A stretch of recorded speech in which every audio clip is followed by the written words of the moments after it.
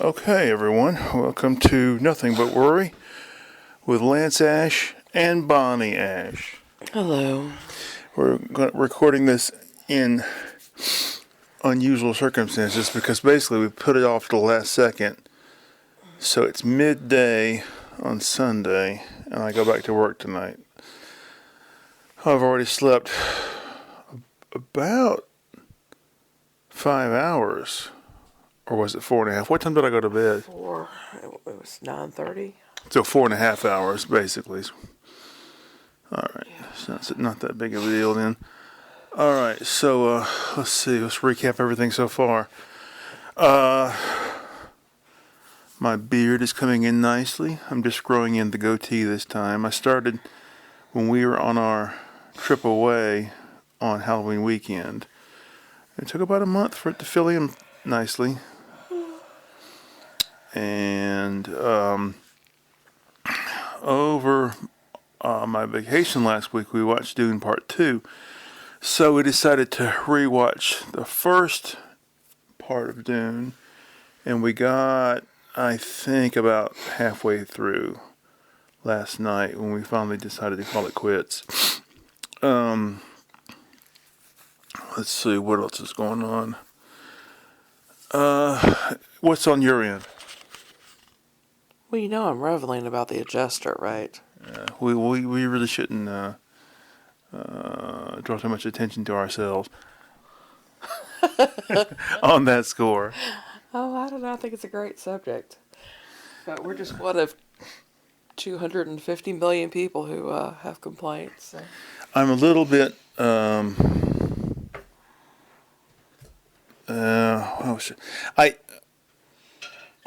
Of course, I don't condone this type of vigilante violence. Say what it's about. We're talking about the shooting of the healthcare CEO guy. I don't condone this kind of vigilante justice, and I think it's wrong. But what my take is, all the online sarcasm and glee over this happening is evidence of an undercurrent of dissatisfaction and outright rage over the state of American healthcare. And I think that says something that perhaps the people who supposedly lead us in our name should take into account. What do you say, Bonnie? Our health insurance costs more than our mortgage. And that's our share. That doesn't include your employer contribution. As somebody who's dealt with a family health care for nearly 3 decades, let me say, I hope he gets away with it. And I've got no problem taking out the wealthy who abuse the Well, if the people who at the very top who don't just long to, but are actively attempting to turn back the hands of time to not just the feudalism of the Middle Ages, but the days of the god kings of the Persian and Babylonian empires. If they expect to do that, then they should expect the reverse side of the coin, which is violent rebellion. And that's just a fact. And, Orwell talked about, if you want to see a future vision of humanity, imagine a boot stepping on a human face forever. Well, there's always another side of the coin. There's always a dichotomy to such things.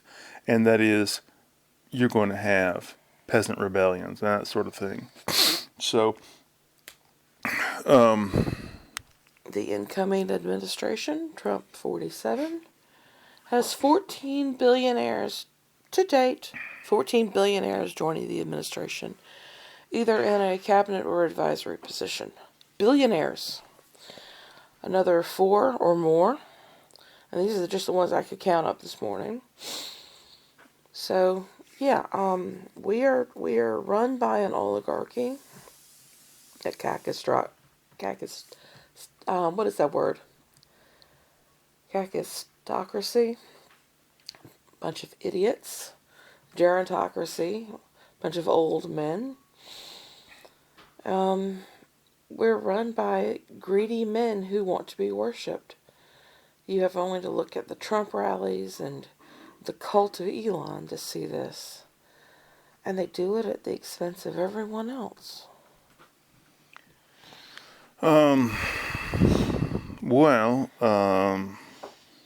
this weekend I didn't get much done. I don't know. Well, I do know why. I'm doing three things. I'm doing a big painting, a little painting, and I'm doing, for my birthday, my daughter gave me some pens and she gave me a drawing notebook. Well, I've decided to fill the drawing notebook up and then give it back to her. As a memento of her dear old dad. And that's been slow going because it's not my kind of drawing surface, not what I'm used to, not the kind of paper I'm used to. So I've been trying to figure out a way to approach it. And I've got something that's workable, but it's going to require a little development. So that's what I've been doing. And these two paintings, and the two paintings have just been slow going because it's early days, and it always takes a while to get the borders done. And I've been working on a new song, which is just total nonsense lyrics. And Are you trying to be the next Scott Walker, dear?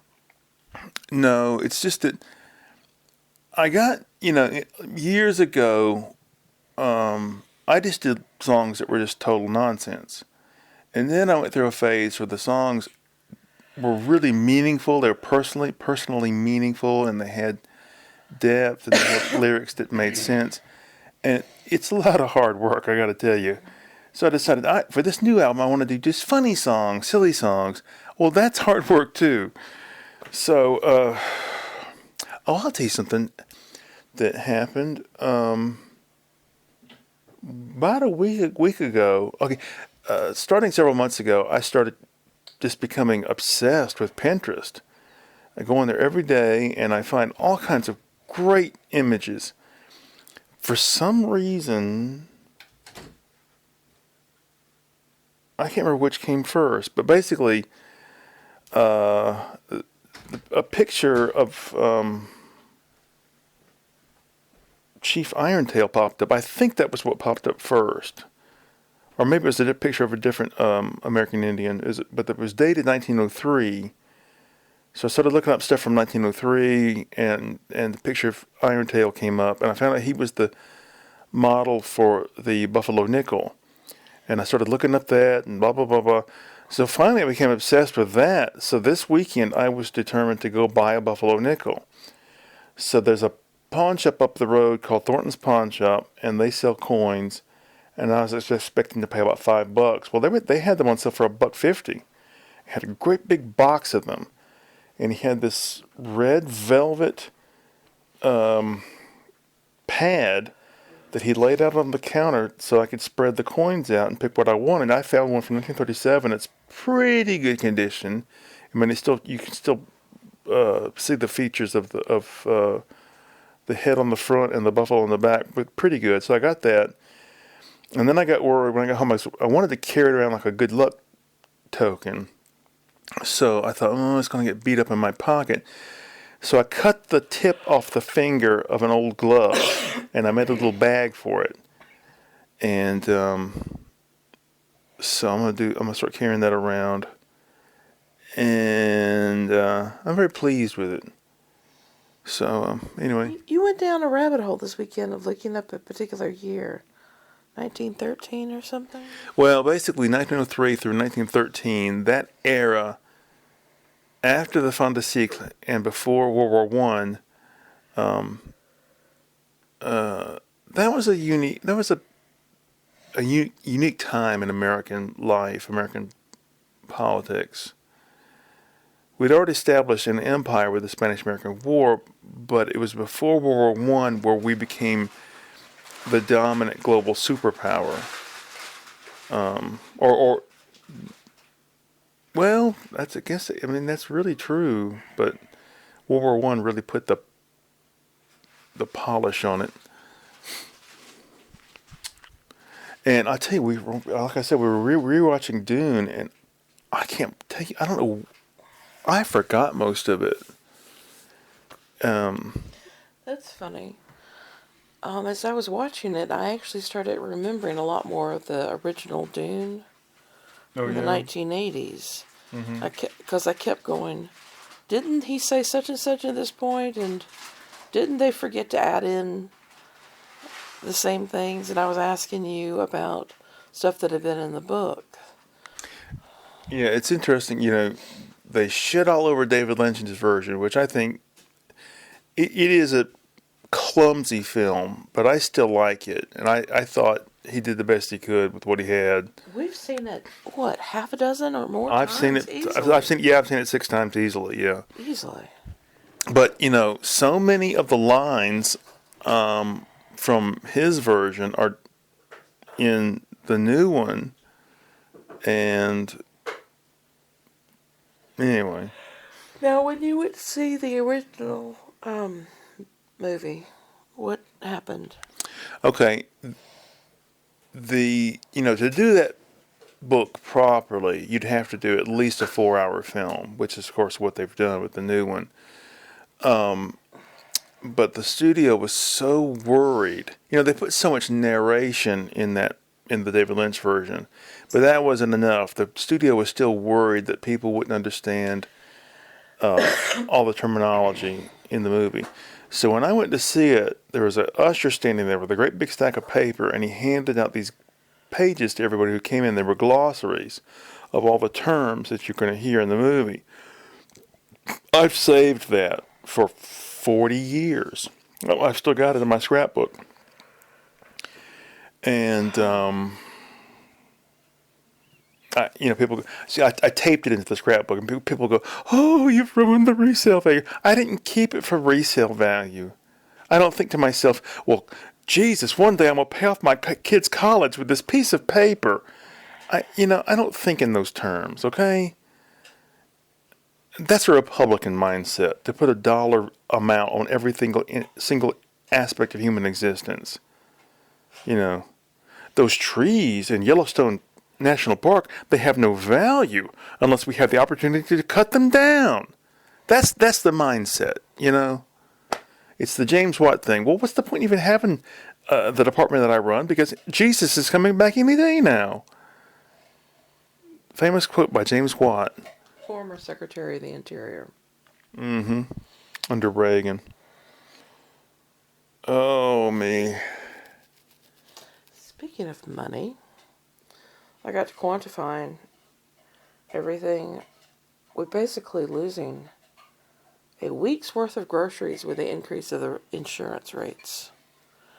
Our insurance rates go up. Oh, that's what I was going to ask you. Yeah, what? When I worked at UGA, was the healthcare there better than what I have now? Oh, we didn't stay on that plan long enough for us to get a good accounting of it. At that point, we had 2 tiny little kids, one, and then one on the way, and then Peter had just arrived when you got this new job. But we were so poor that we qualified for food stamps and Medicaid. So when I had insurance at UGA, we had UGA insurance and Medicaid.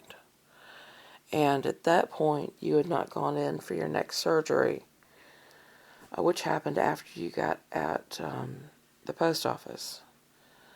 So we didn't have to deal with anything out of cost because we were so poor.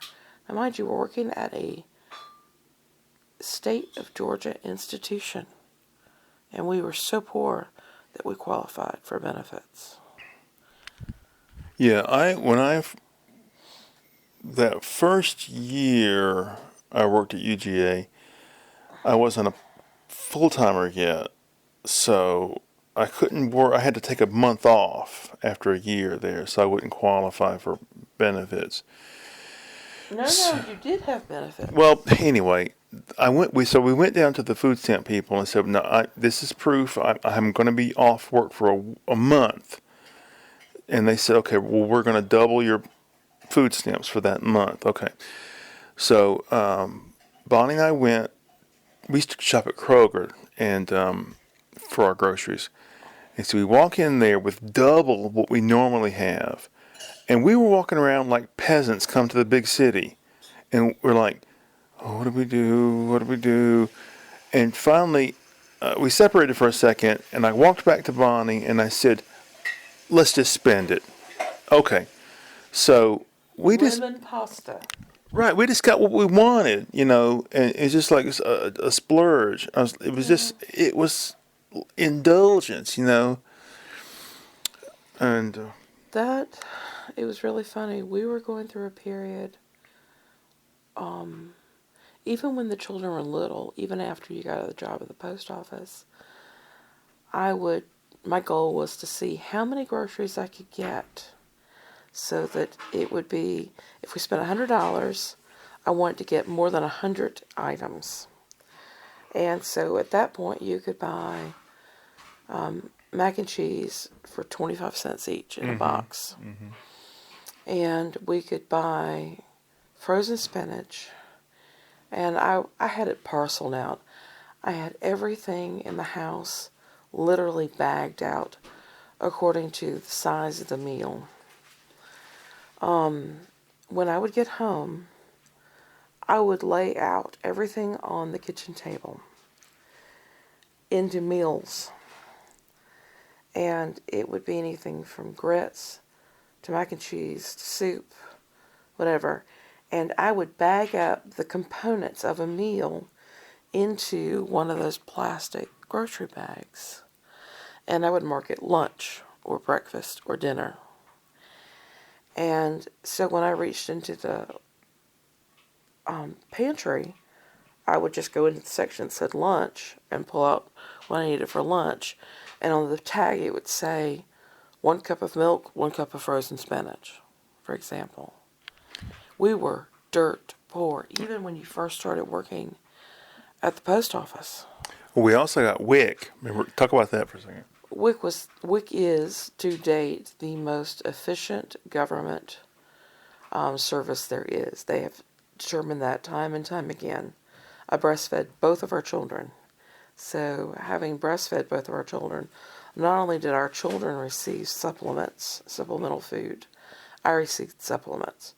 So for the first couple of months the kids were alive, I was entitled to have milk and cheese and juice and cereal and peanut butter and dried beans.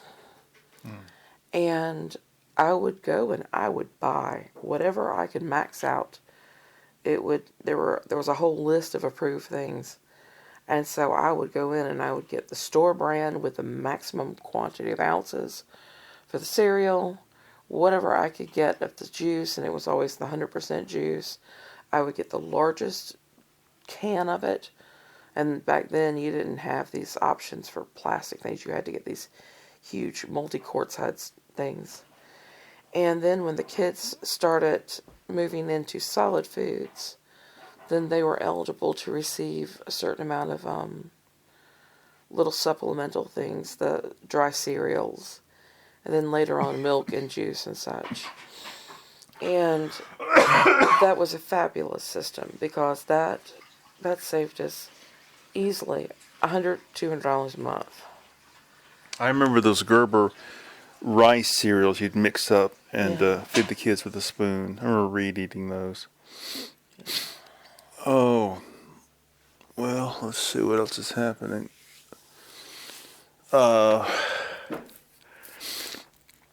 Finally got some help at work, but at the same time, it's gotten freezing cold and the mail is just gotten out of hand.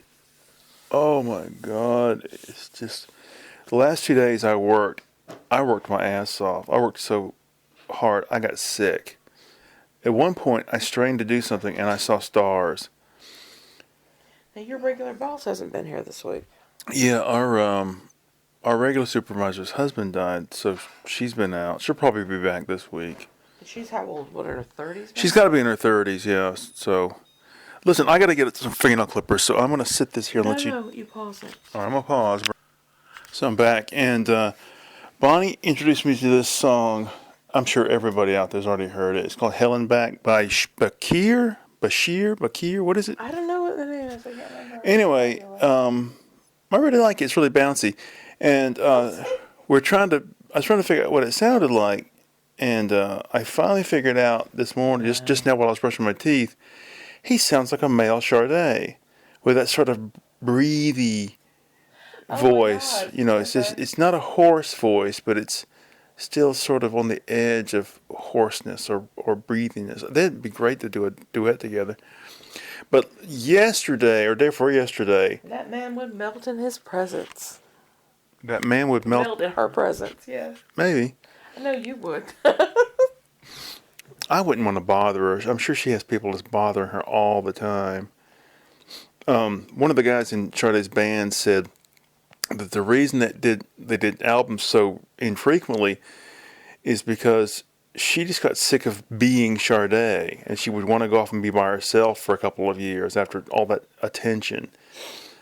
And you know, that is so refreshing when you compare it to somebody like I don't know, take your pick. Of any influencer, any YouTuber. Anybody who wants to just shake their ass for money.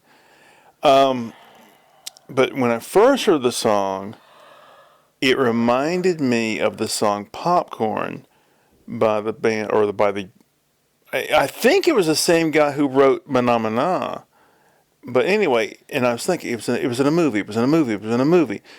Well, I didn't think about Popcorn specifically, but I was thinking it was in this movie, and it's playing, and these people are desperately this guy's trying to get something done, and then I figured out it was the movie Drowning Mona with Bette Midler, and what I remember is this song playing while the guy who plays her husband is trying to get his shit together real quick so he can get out of town or something.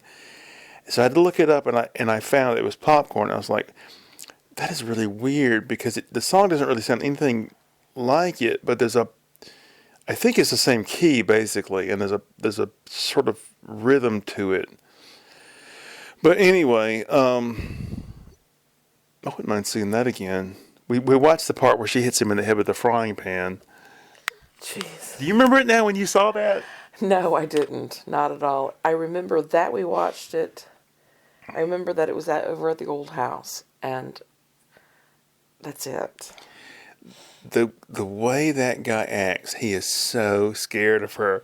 She's confronting him about, who you've been sleeping with or something. He's like, yeah. Nobody. Don't kill me. And that's another thing.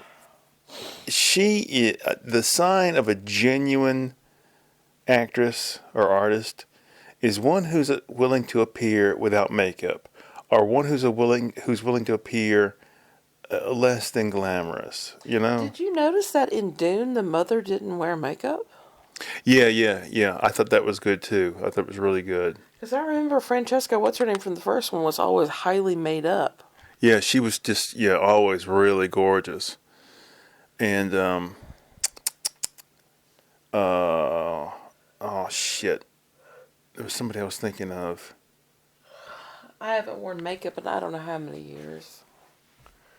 I don't know how people do it. It feels like a mask. Yeah, well, after a while it becomes, second face, and you just can't go out in public without it, Oh, shit, who was it I was thinking of? Bette Midler didn't wear makeup. She looked less than glamorous. What was my thread of thought there? I'm sorry. It'll come to me. I know what it was. When I saw, Eddie Murphy in his early career, he was always this streetwise guy who knew all the angles, and he always was, the player with the ladies and everything. When he did Coming to America, there's a scene where he and Arsenio Hall are washing windows at the restaurant, and Eric LaSalle throws a milkshake at him and says, "Hey, throw this away for me." And the milkshake slopped up the side of Eddie Murphy's jacket. And I thought, wow, he's really starting to, become a real actor because he's willing to show himself vulnerable in the downtrodden light or less than, heroic light. And when he did Boomerang, it was even more so because he got crapped on by Robin Givens, whatever her name was. But then he got Halle Berry. Whatever happened to Robin Givens? Is that her name? Givens? I think so. I have no idea what happened to her. Well, she married Mike Tyson for about a year. Oh shit! And that could have broken a person. She said he roughed her up, and he said that she made fun of him for being stupid. So well, we know both those statements are true. Yeah. Oh dear. Weren't you shocked to find me watching that boxing fight the other day? I thought you were just skimming through it. I didn't know you sat down and watched it with any kind of... No, I watched it. Why? Because I wanted to see two maggots fight it out in the ring. Unfortunately, they didn't get bloodied like I really wanted them to. I'm very disappointed. Was it Mike Tyson versus one of the Paul brothers? One of those. Is Mike Tyson a supporter of Trump? Yeah. I didn't know that. Well, nobody remembers this, but when he was on rape trial, Trump advised Trump likes him. Trump advised Mike Tyson to get out of the country. So that ought to be, that should have been a red flag even back then. Of course, I thought Tyson was railroaded. To be honest with you. Seriously? I do. I don't believe women. Oh, okay, all right. Always take their view, even when there's no evidence. She just made. He said, she said. Right. Yeah. I'm sorry. You just got to cut it down the middle. In that case, he should have given her a big cash your wife payout. walks out the room. In that sort of situation, he should have just given her a big cash settlement, and he shouldn't have done 6 years in jail. I don't know. I mean, the jury believed her, so I guess there you go. It's like Pee Wee Herman. He got fucked over. No, it's not like Pee Wee Herman. He took his 1 in 3 women are sexually assaulted in our lives. It isn't a matter of when. Oftentimes, it's when was the first time. Middle school. Well, it's many people have been. Don't dismiss it. One person's things by saying many people. All right. Okay. All right. I did think the description of the sex in that trial was pretty disgusting. Because and this did you see the picture of him at the weigh-in for the most recent fight he did? Yeah. It was really gross. He's wearing this like polyvinyl codpiece, and he's pulled at his dick in front of the media. Oh, Lord. Maybe that's what we ought to do. We ought to have rapists fight each other in the ring. And that way women finally feel some sort of satisfaction about the fact that men get away with so much shit like that. Happy thoughts, happy days.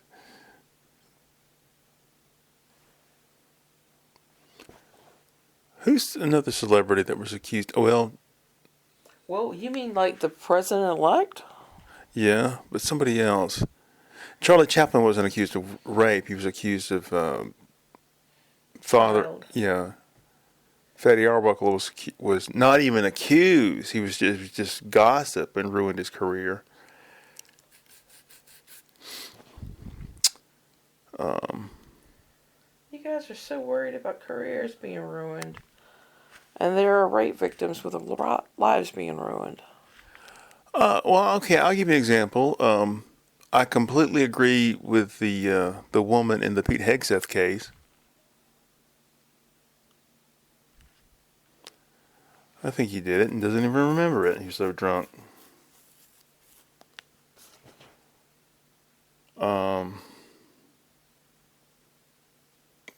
Are we going to have time to watch any more of that Dune movie this morning?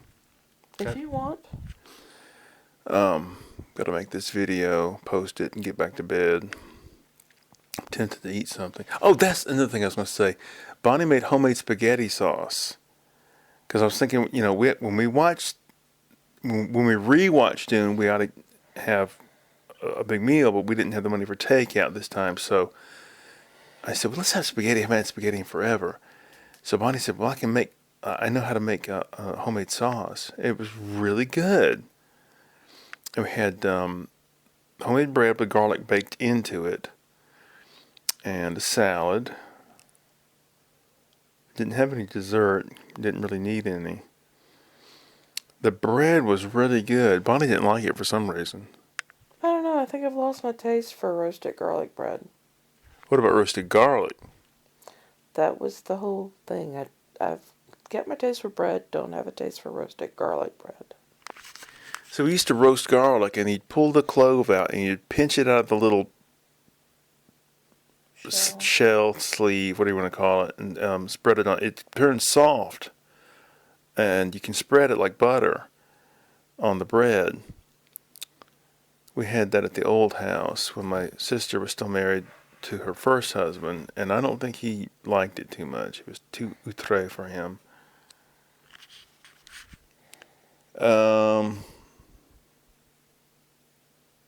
Let's see.